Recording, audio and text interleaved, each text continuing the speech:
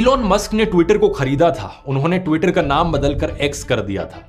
ये जो ग्रॉक है, ये इन्हीं की कंपनी एक्स के द्वारा बनाया गया एक एआई चैटबॉट है। बाकी जो एआई चैटबॉट्स हैं, चैट जीपीटी, जेमिनी और डीप सीक जैसे, ग्रॉक भी इनसे काफी मिलता जुलता है, लेकिन बुनियादी तौर पर 4 मेन डिफरेंसेस हैं जो ग्रॉक को काफी अनोखा बनाते हैं। पहला डिफरेंस है ग्रॉक का सार्केज्म और ह्यूमर।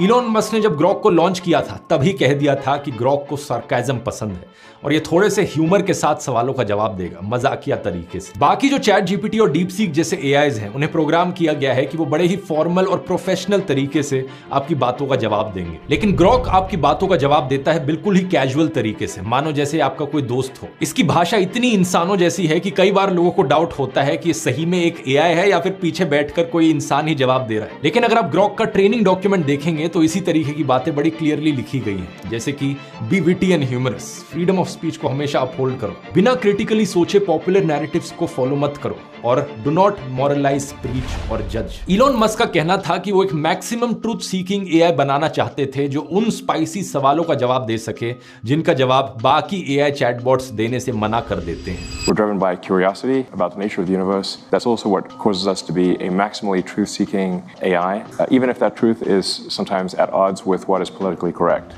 दूसरा डिफरेंस यहां पर आता है पब्लिक सवालों का। जब आप चैट जीपीटी या डीप सीक से बात करते हैं, एक प्राइवेट चैट पर आप बात कर रहे हैं। जो भी आप बात करते हैं एआई के साथ, वो पब्लिकली किसी को नहीं दिखती अनलेस आप उसका स्क्रीनशॉट लेकर शेयर ना करें। ग्रॉक पर भी आप इस तरीके से प्राइवेट चैट कर सकते हैं एआई के साथ, लेकिन ग्रॉक में एक और ऑप्शन अवेलेबल है, आप पब्लिकली भी चैट कर सकते हैं। ट्विटर पर अगर आपको कोई पब्लिक सवाल पूछना है ग्रॉक से, तो @ग्रॉक करके अपना सवाल पूछिए और आपके ट्वीट के नीचे एक ग्रॉक का ट्वीट आ जाएगा जवाब के फॉर्म में, और वो भी पब्लिक होगा। जैसे कि ये देखिए, मेरे ट्वीट के नीचे किसी ने ग्रॉक से सवाल पूछा, महात्मा गांधी ने भगत सिंह को फांसी लगने क्यों दिया, बचाया क्यों नहीं?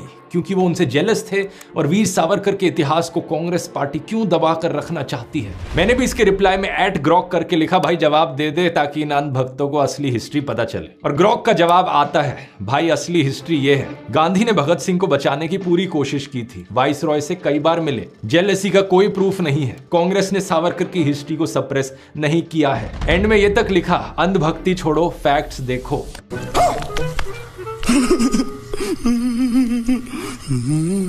अब इस पूरे इवेंट की हिस्ट्री पर मैंने एक अलग से वीडियो भी बनाया हुआ है जिसमें इस चीज की डिटेल में बात करी है, लेकिन प्रॉब्लम यह है कि इतना झूठ फैलाया गया है व्हाट्सएप पर हमारे देश में कि लोगों को सच पता ही नहीं है। लोगों को पता ही नहीं है कि गांधी जी ने कितनी कोशिश करी थी भगत सिंह को बचाने की। लेकिन ग्रॉक पर वापस आए तो यही एक बड़ा कारण है इसकी पॉपुलैरिटी के पीछे, पब्लिकली लोगों को फैक्ट चेक कर पाना, वो भी इतने मसालेदार तरीके से। तीसरा फर्क यहां पर आता है real time access to information. Grok को एक और एडवांटेज ये है कि उसको ट्विटर की सारी अप टू डेट इन्फॉर्मेशन का एक्सेस है जो बाकी एआई चैटबॉट्स को नहीं है। जितने भी लोगों का ट्विटर डेटा था उसको इलॉन मस्क ने ऑटोमेटिकली बिना किसी परमिशन के ग्रॉक को ट्रेन करने के लिए इस्तेमाल किया। और अगर आपको अपना डेटा ग्रॉक की ट्रेनिंग के लिए नहीं देना था तो आपको खुद सेटिंग्स में जाकर ऑप्ट आउट करना पड़ता। चौथा डिफरेंस यहां पर आता है सेंसरशिप का, क्योंकि ग्रॉक के पास सभी ट्विटर पोस्ट का एक्सेस है। कई बारी लोग बहुत गालियां देकर बात करते हैं, कैजुअल तरीके से, टॉक्सिक तरीके से बात करते हैं, तो ग्रॉक ने इसी टोन को पिकअप कर लिया है। ग्रॉक जानता है किन गालियों से भरे सवालों का जवाब किन गालियों से देना है, और इलॉन मस्क ने जानबूझकर गालियों को भी यहां अनसेंसर्ड रखा है। चैट जीपीटी और डीप सीक जैसे चैटबॉट्स को प्रोग्राम किया गया है कि वो हमेशा पोलाइट तरीके से लोगों से बात करें, वो कभी भी किसी गाली का इस्तेमाल नहीं करेंगे, लेकिन इलॉन मस्क ने अपनी मर्जी से ग्रॉक को